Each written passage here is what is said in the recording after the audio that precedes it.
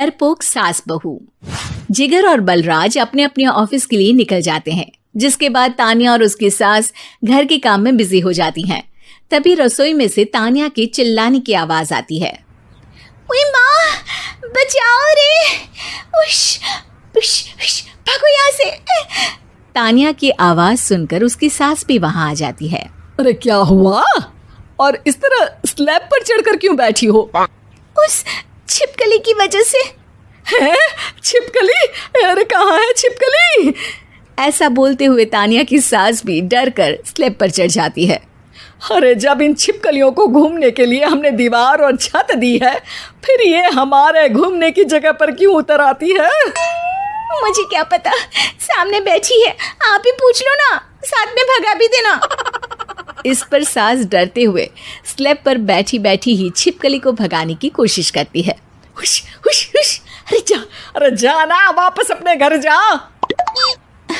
सासू माँ, छिपकली है, कुत्ता नहीं।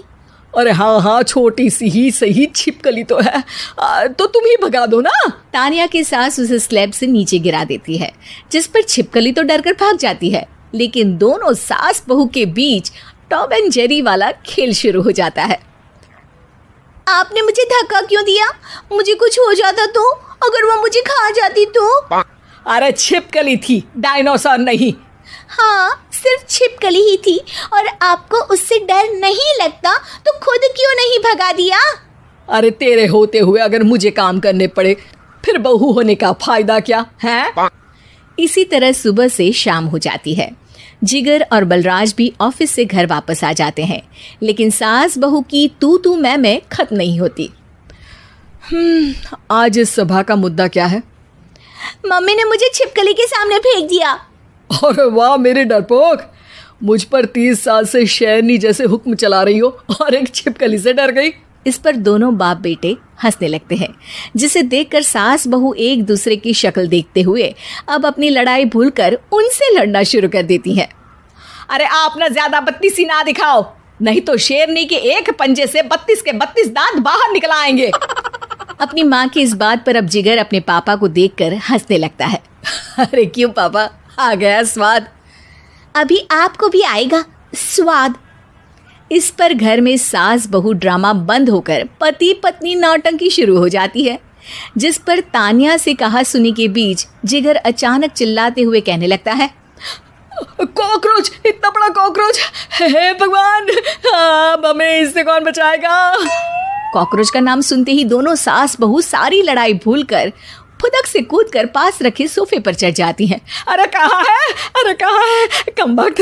अरे उसे भगाने की जगह अनाउंसमेंट तो ऐसे कर रहा है जैसे 12:40 की आखिरी लोकल है, छूटनी नहीं चाहिए। अरे भलाई का तो ज़माना ही नहीं है। ठीक है भाई, अब मैं आपको बिल्कुल भी नहीं बताऊंगा कि आपके पीछे भी एक बहुत बड़ा कॉकरोच बैठा है।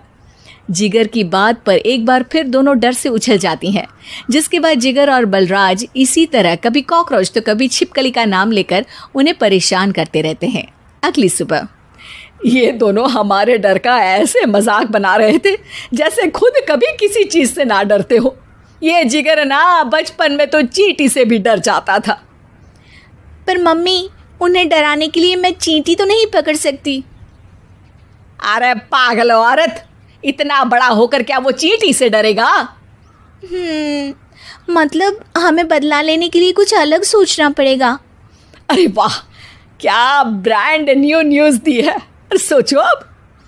दोनों बहुत देर तक जिगर और बलराज को डराने के लिए अलग अलग तरीके सोचती हैं, पर किसी भी अंजाम तक नहीं पहुंच पाती, जिस पर तान्या की सास उससे कहती है। हम उन्हें नहीं डरा सकते, पर अपना डर तो ख़त्म कर ही सकते हैं ना। अगर हमारा डर खत्म हो जाएगा तो फिर वो अपने मज़े के लिए किसे डराएंगे और इसी तरह उनका पचका हो जाएगा। हाँ, नाइस आइडिया, पर मुझे इससे डर क्यों लग रहा है? सास की बातों से डरते हुए भी वो दोनों अपने डर को खत्म करने के मिशन पर लग जाती है, जिसमें पहला कॉकरोच सामने आते ही वो डर कर भाग जाती है। हमसे ना हो पाई मम्मी, इससे आप ही निपटो ना।